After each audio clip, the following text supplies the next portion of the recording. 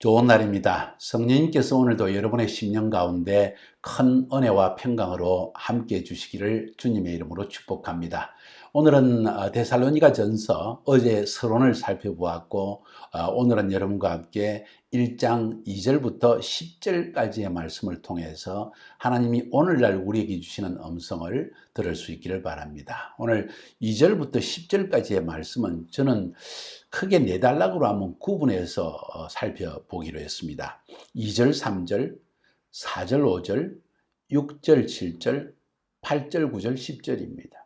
2절, 3절에서는 하나님께 감사하고 기도한다. 너희들 때문에 하는 이야기. 4절, 5절에서는 너희를 택하심을 안다. 택하심에 대한 이야기. 첫 번째는 감사에 대한 얘기고 두 번째는 택하심에 대한 이야기고 6절, 7절에서는 주를 본받는 자, 사역자를 본받는 자에 대한 이야기. 그 다음 8절, 9절, 10절에서는 믿음의 소문, 이런 이야기로 한번 나누어 봤습니다. 한번 여러분 그런 관점에서 살펴보면은 바울이 이 데살로니가에 있는 예수 믿는 성도들에게 지금 격려를 하면서 무엇을 격려하고 있는지를 알 수 있을 것입니다. 다시 말씀드릴까요? 2절, 3절에서는 감사, 4절, 5절에서는 택하심, 6절에서는 본받는 자, 주를 본받는 자, 6절, 7절이죠. 그 다음 8절, 9절, 10절에서는 믿음의 소문. 자, 왜 제가 그렇게 이야기를 하는가 하니, 저는 많은 주석들을 읽고 또 많은, 적어도 10권 이상, 이번엔 13권의 저자들의 이 데살로니가 전서에 대한 강해와 설교집, 주로 강해집 주석책을 읽어보면서 제 나름대로 이 본문 자체에서 우리에게 말씀하시는 게 뭔가 하는 것을 좀 알고 싶었습니다. 그래서 묵상하면서 이렇게 단락을 냈습니다. 2절, 3절에 보니까 우리가 너희 무리를 인하여 항상 하나님께 감사하고 기도할 때 너희를 말하는데 그 이유가 뭔가 하니 너희의 믿음의 역사와 사랑의 수고와 우리 주 예수 그리스도에 대한 소망의 인내를 우리 하나님 앞에서 쉬지 않고 기억함이니. 한마디로 말하면 데살로니가 교인들에 대한 기억이 너무 좋아서 기억할 때마다 감사밖에 안 나온다는 이야기입니다. 지금 디모데를 통해서 데살로니가를 다녀온 디모데가 3주밖에 안 믿은 사람들이요, 지금 신앙이 말이 아닙니다. 얼마나 좋은지 몰라요. 그리고 누구는 이렇고 누구는 이렇고 이야기를 들을 때마다 사도 바울이 아마 눈물과 감격 속에 그 이야기를 들었을 것입니다. 그래서 눈만 감고 기도만 하면 그 사람들 생각나는 거예요. 저는 우리 가작 교인들이 생각납니다. 왜 그런지 아세요? 제가 1990년도에 가작선 알마타에 들어갔고, 그리고 2011년도에 22년째에 어쩔 수 없이 나오게 되어서 터키의 선교, 이스라엘, 요르단 이 지역의 선교사로 가게 되었는데요. 나오고 난 뒤에 지금 벌써 9년이 흘렀습니다. 지금이 2020년이니까 거의 10년이 흘렀는데 지금 신앙이 더 뛰어나고 믿음이 확고하게 서 있다는 이야기를 좀 듣게 되는 거예요.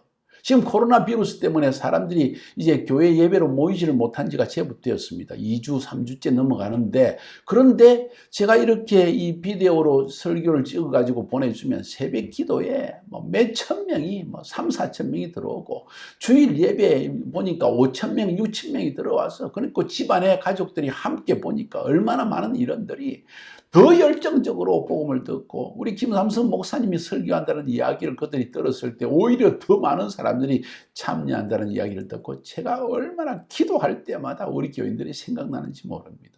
사도 바울의 심정을 이해할 수 있는 거예요. 그래서 오늘 사도 바울이 지금 하나님께 기억할 때마다 감사하고 기도한다는 말의 의미를 저는 마음속에 깊이 지금 체험하며 살아가고 있는 중입니다. 여러분은 인생에서 눈을 감고 누구를 위해서 기도할 때 감사가 자꾸 튀어나오는 그런 일이 없었나요? 분명히 있을 것입니다. 바울은 지금 그 이야기하고 있는 이야기예요. 다른 이야기하는 것이 아닙니다. 근데 구체적으로 뭐가 기억이 나서 그렇게 감사할까요? 그 데살로니가 성도들이 믿음과 소망과 사랑이 뛰어나다는 거예요. 믿음의 역사라는 것은 믿음으로 수고하는 것입니다. 하나님의 이해 역사에 동참하는 것입니다. 복음을 받자마자 나가서 이웃 사람에게 복음을 전하고, 나중에 보면요, 8절, 9절, 10절에 보세요. 마게도니아와 아가야, 그러니까 그리스 땅 전체 복음을 전하는 이런 사람들로 변화되었다는 이야기예요. 믿음의 역사라는 것은 전도의 역사, 제자와의 역사, 그 일을 막 하고 있더라는 거예요. 뿐만 아니라 사랑의 수고, 이건 쉽게 이야기하면 희생적인 사랑의 수고가 있다는 거예요. 사랑은 여러분 말이 아닙니다. 사랑은 희생입니다. 근데 데살로니가 교인들이 이런 핍박과 어려운 가운데서도 자신을 희생하면서 시간을 희생하고 물질을 희생하면서 복음을 전하는 일을 하고 또 성도들을 돌보는 수고를 하더라는 거예요. 그 다음 주 예수 그리스도에 대한 소망의 인내. 인내라는 말이 들어갈 때는 주님 재림하시기를 기다린다는 이야기입니다. 그 소망 중에 지금 핍박이 와도 잘 참고 있다는 이야기. 바울이 그 이야기를 들을 때마다 감사가 저절로 튀어나온다는 이야기를 지금 하고 있는 것입니다. 여러분, 여러분의 신앙은 어떻습니까? 믿음의 전도 행위와 믿음의 하나님의 사역 행위가 있습니까? 사랑 때문에 자기를 희생하는 수고가 있습니까? 또 주님이 곧 오신다, 재림을 기다리는 신앙 때문에 모든 어려움을 참고 있습니까? 굉장히 중요한 이야기를 지금 바울은 하고 있는 것입니다. 실제적인 이야기를 하고 있는 거예요. 그러면서 4절 5절에 보니까 하나님의 사랑받은 형제들아 너희를 택하심을 아노라. 사도 바울이 너희들 하나님이 택한 사람인 걸 내가 안다. 어떻게 아는가? 할 때 이는, 왜냐하면 우리 복음이 사도 바울과 실라와 디모데가 전한 복음이 말로만 너희에게 논리적으로 이해시킨 것이 아니라는 거예요. 능력과 성령과 큰 확신, 성령의 능력이라고 표현하는 게 좋겠죠. 그리고 큰 확신으로 사도 바울이 담대히 전했고 그들은 그 확신으로 받아들였다는 거예요. 자, 이게 참 굉장히 중요한 이야기입니다. 여러분, 복음 전도는요, 논리적 설명이 아닙니다. 그냥 어떤 그림을 그려놓고 논리적으로 설명한다고 되는 게 아니에요. 물론 설명이 필요합니다. 그런데 그 위에 논리적 설명 위에 확신의 간정이 필요합니다. 내가 어떻게 예수 믿었으며 내가 예수 믿기 전에 어떤 사람이었는데 그 복음을 듣고 그 이후에 나의 삶이 어떻게 변하는데 너희도 예수를 믿어봐라. 그러면 이런 변화가 일어난다. 이런 확신의 간정이라는 겁니다. 제가 기억합니다. 카자흐스탄 1990년 처음 들어가서 얼마나 뜨겁게 복음을 전거했는지. 예수 믿은 지 그때가 한 7년, 8년 되는 때였는데 독일에서 6년 동안 신학 공부하느라고 신앙이 많이 쭈그러들었어요. 복음 전하지 않으면, 예배드리지 않고 혹은 양육하지 않으면 신앙은 떨어지게 돼 있습니다. 그러다 보니까 얼마나 마음이 안타깝고 내 영이 막 그냥 복음 전하고 싶어서 얼줄 줄 모르다가 카자흐스탄 들어가서 복음을 전했는데 한 번 예배를 보통 4시간, 5시간씩 들었어요. 찬양 적어도 1시간, 설교는 1시간에서 2시간, 성찬식 하면 성찬식 하는 데만 2시간, 막 그런데도 한 명도 떠나지를 않아요. 우리 성도들이 하는 이야기가 뭔지 아십니까? 선교사님이 얼마나 침이 튀게 열정적으로 복음을 전하는지 감히 그 자리를 뜰 수가 없었다고. 그러면서 앉아서 자기를 또 확신의 복음을 받게 되었다고. 그런 이야기 지금 하고 있는 것입니다.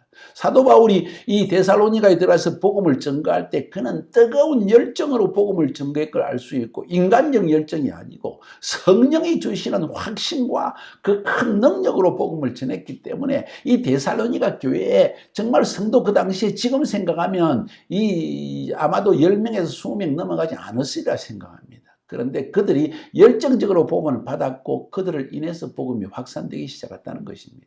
그걸 보니까 하나님이 너를 택한 걸 알겠다는 거예요. 유대인의 관점에서 택하심이란 말은 절대로 이방인에게 쓰지 않습니다. 바울은 유대인입니다. 그런데 여기에서 어찌 보면 바울이 쓴 신약 성경의 서신서 가운데 가장 빠른 서신서 중에 하나입니다. 갈라디아서 다음으로 이 편지일 텐데 이 편지에서 택하심이란 말을 담대하게 사용하고 있습니다. 유대인들이 들으면요, 무슨 소리? 이방인들이 무슨 택함을 받았어? 우리만 택함 받았지 했을 텐데 사도 바울은 그런 자기의 신앙의 전통과 지식이 있음에도 불구하고 예수 그리스도를 믿은 사람들은 누구든지 하나님의 택하심을 받은 자들이라는 확신을 막 쏟아붓고 있는 거예요. 여러분 어떻습니까? 예수 믿어서 하나님의 자녀가 되어졌습니까? 하나님이 여러분을 택하셨다는 확신이 있습니까? 굉장히 중요합니다. 이런 사람이 또 다른 사람에게 복음을 전가할 때 확신 있게 복음을 전할 수 있는 거예요. 저는 여러분이 이런 확신 있는 전도자가 될 수 있기를 주님의 이름으로 축복합니다. 아멘. 그 다음 6절 7절에 보면 세 번째 파트로 넘어가면 우리를 본받는 자가 되었다. 너희들이 그렇게 큰 확신으로 복음을 받았고 또 너희는 많은 환난 가운데서 성령의 기쁨으로 도를 받아서 복음을 받아서 우리와 주를 본받는 자가 되었으니 그러므로 너희가 마게도냐와 아가야 모든 믿는 자의 본이 되었다. 본이 되었다. 본받는 자가 되었다. 여러분 이거 성도는요 목회자를 닮습니다. 목사가 조용조용하면 성도들도 조용조용하고요. 목사님이 열정적이면 그 교회 성도들도 열정적입니다.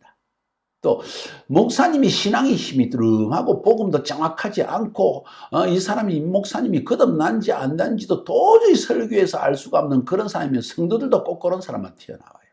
그런데 사도 바울은 성령의 권능으로 복음을 전하는 확신 있는 사람이었기 때문에 데살로니가 교인들도 바로 바울과 주를 본받는 사람이 되었다는 거예요. 그래서 그 사람들이 나가서 복음을 전하면 그들이 전하는 사람들도 똑같은 사람이 되는 거예요. 본이 되었다는 게 모델이 되었다는 이야기입니다. 여러분 이게 얼마나 중요한지 모릅니다. 이걸 통해서 제자화가 2세대, 3세대, 4세대 흘러가는데 그 안에 영적인 확신의 DNA가 전달된다는 것이 중요합니다. 지금 사도 바울이 지금 데살로니가 사람들의 이야기를 들으면서 탁 깨달은 것이 이 사람들 봐라. 나와 실라가 열정적으로 복음을 전했더니 그들도 이 열정을 그대로 받아서 우리를 본받는 사람이 되어졌네. 와, 너무 감사하다. 주 예수께서 핍박과 고난과 같은 자기 동족들의 어려움을 당하고 십자가에 죽임까지 당하면서도 아버지의 부르심을 가지고 나가는 것처럼 이 사람들도 그렇게 하고 있네. 이런 이야기를 지금 하고 있는 것입니다. 얼마나 아름다운 이야기인지 모릅니다. 신앙은 이렇게 해서 다음 세대, 2세대, 3세대, 4세대, 5세대까지 전달되는 것입니다. 한 지역에 이런 가정교회 하나가 세워지고 그 가정교회에 복음을 전한 사역자가 그 확신 가운데 복음을 전하게 되어졌을 때 그 지역에 있는 사람이 이런 성령의 큰 확신으로 복음을 또 다른 사람에게 3세대에게 전하는 본이 만들어지면 4세대까지만 그런 본이 전달되면 그 지역의 확산은 문제가 아닙니다. 반드시 복음이 더 강하게 확산되어집니다. 저는 그런 확신이 있습니다. 저는 선교지에서 그런 교회를 세우기 원하는 거예요. 한국에도 그런 청년 세대가 저는 일어나기를 바라는 것입니다. 여러분 그런 사람 되기를 바랍니다. 힘이 꾸름하게 신앙이 있는지 없는지, 예수를 믿는지 안 믿는지, 세상 가운데서 도저히 세상 사람과 구별이 되지 않는 그런 사람 아닙니다. 성령과 능력과 큰 확신으로 복음을 받고 그 확신으로 복음을 전가하는 신앙의 2세대, 굉장히 중요한 요소라고 저는 생각합니다. 어떻게 생각하세요? 나중에 한번 토론 시간에 나눠보세요. 마지막으로 8절, 9절, 10절에 보니까 거기에는 믿음의 소문에 대한 이야기가 나옵니다. 당연한 이야기죠. 지금 데살로니가 교인들이 바울에게 복음을 성령의 큰 확신으로 받았고 능력으로 받았기 때문에 이들도 이 영적 DNA가 전달되어져서 이 사람들도 마게도냐와 아가지아 전 지역을 다니면서 강하게 복음을 전거하니까 사람들이 저 사람들 어디서 온 사람이야? 데살로니가 사람이야. 이런 소문이 났다는 것입니다. 그래서 이 사람들은 어떤 사람인가? 옛날에 그렇게 우상절하고 디오니시스 신전에 들어가가지고 나쁜 성관계 가지고 아주 악한 사람들이 확 한순간에 바울의 복음을 듣더니 하나님은 한 분밖에 없고 예수 그리스도는 오직 한 분 구원자라는 걸 담대하게 전하고 있다. 자기들이 불신자들이 그런 이야기 한다는 거예요. 그리고는 하나님께 돌아와서 사시고 지금도 살아계시고 진리 대신 하나님을 섬기고 그리고는 그분이 다시 재림할 것을 기다리는데 이 사람들은 예수님이 재림한데 메시아가 재림하셔서 세상을 심판하고 그리고 우리 하나님의 심판과 진노에서 우리를 구원한다고 하면서 그날을 기다리고 있다는 거예요. 사람들이 그런 이야기를 한다는 겁니다. 이거 굉장한 이야기입니다. 여기서 우리가 분명히 알 수 있는 것은 바울이 데살로니가에서 복음을 전가할 때 단순히 예수 믿으면 구원받는다, 축복을 받는다 그런 수준이 아니라 지금 재림과 심판의 복음을 강하게 전했다는 것을 오늘 본문을 통해서 알 수가 있는 것입니다. 세 가지를 이야기합니다. 어떻게 우상 디오니소스를 섬기고 성을 섬기던 이런 거에서 돌아왔다는 것, 회개했다는 거예요. 여러분 회개한다는 것은 지금 살던 삶의 라이프 스타일을 완전히 버리고 하나님이 내 삶의 주인이 되어지고 중심이 된다는 것을 의미합니다. 두 번째로는 어떻게 하나님께 돌아와서 사시고 지금도 살아계시고 참되신 하나님을 섬긴다. 이 말은 하나님이 지금 우리 삶 가운데 역사하시고 살아서 내 안에서 일하시고 인도하시는 하나님이라는 믿음이 그들 가운데 있었다는 것을 분명히 말해주는 것입니다. 뿐만 아니라 더 중요한 것은 오늘 세 번째 재림의 예수를 기다리고 심판의 예수를 기다리고 있다는 거예요. 우리가 복음을 전가할 때 잘못하면요, 사람들에게 좋은 이야기만 하게 됩니다. 예수 믿으면 구원받아, 믿기만 해. 그냥 교회만 오면 돼. 그리고 11조만 해. 아닙니다. 그러면 하나님이 축복을 주셔? 아닙니다. 예, 다 맞는 이야기지만 그보다 더 중요한 것을 빼뜨려서는 안 됩니다. 하나님이 이 세상을 심판하실 때가 온다. 마지막 종말은 반드시 온다. 그런데 그때 우리는 주님의 예수의 피로 구원받았기 때문에 예수의 피가 우리에게 증거가 되어져서 하나님의 심판을 피할 수가 있다. 이 복음을 확실하게 전할 수 있는 사람이 되어야 한다는 것입니다. 여러분, 사람들이 이 말하면 너무 좀 기독교가 이상한 거로 생각하지 않을까? 뭐 저렇게 사람에게 겁을 줄까? 이렇게 하면 어떡할까? 하는 두려운 마음 때문에 복음을 전하지 못한다면 우리는 반쪽 복음만 전하는 것이라는 거예요. 실제로 우리가 우리의 삶의 어려움을 이겨낼 수 있는 힘은 어디서 나온다고 생각합니까?